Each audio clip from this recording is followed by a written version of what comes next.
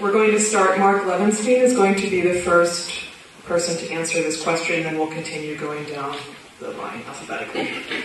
So the question is, according to New York State school report cards, students in our district are not making adequate yearly progress in some areas, and the high school graduation rate is disappointing. As a board member, how would you work to improve academic achievement? And Mark Levinstein. I believe that there was only a couple of areas that our district did not make adequate yearly progress. At least one deficiency was because that not enough students were tested, not because their scores were low. If that happens, the district automatically does not make adequate yearly progress in that category. But I do believe, I think I'm correct, that most of our scores have been increasing slightly on the New York State report card. So we need to continue what we're doing as the scores are rising.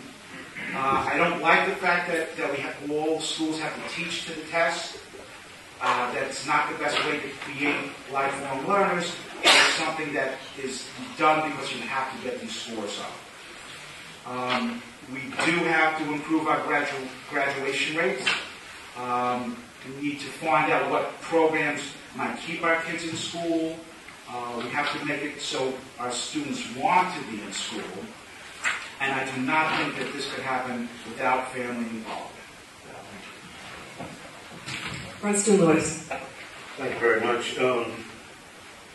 Our graduation rate is about a third of our kids do not make it with their class at graduation time. Now, there is reasons for that.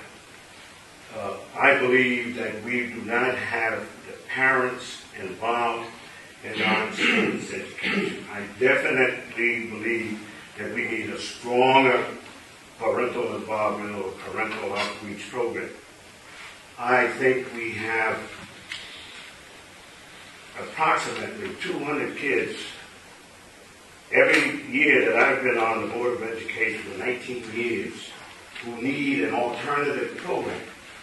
Now, for some reason, and we claim that it's finance all the time, that's the reason why we cannot have a proper alternative program. But these kids, they're required to get 2 hours of home teaching.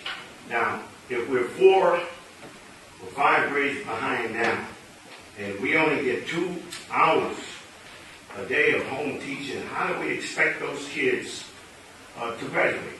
They can't. We are setting these kids up for prison.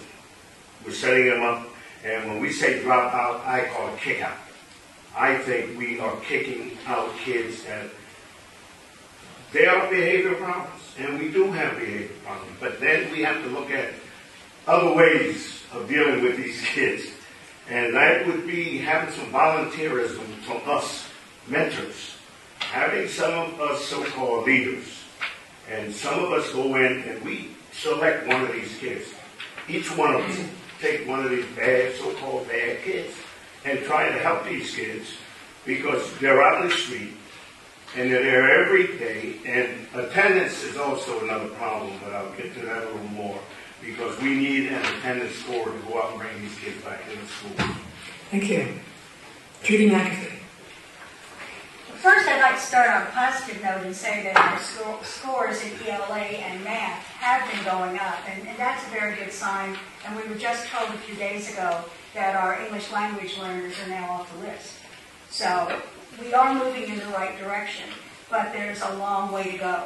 And I think the thing to remember with academic improvement like this that we're talking about is that you do everything that you can for the older child, but you load your basket with the young child. You need to make sure that that little one, when they come to school in kindergarten, in first grade, second grade, that they learn their math, and most of all, that they learn to read.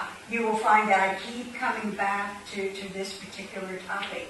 The federal government is saying to us that in the year 2014, every child in the United States is expected to be able to read on grade level.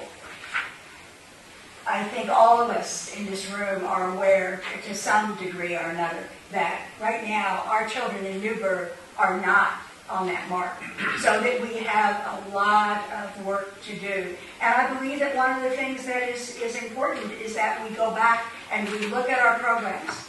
I agree with Pop that we need to look at all the special things that we can do to motivate children, to get children in school, but we also need to look at instruction.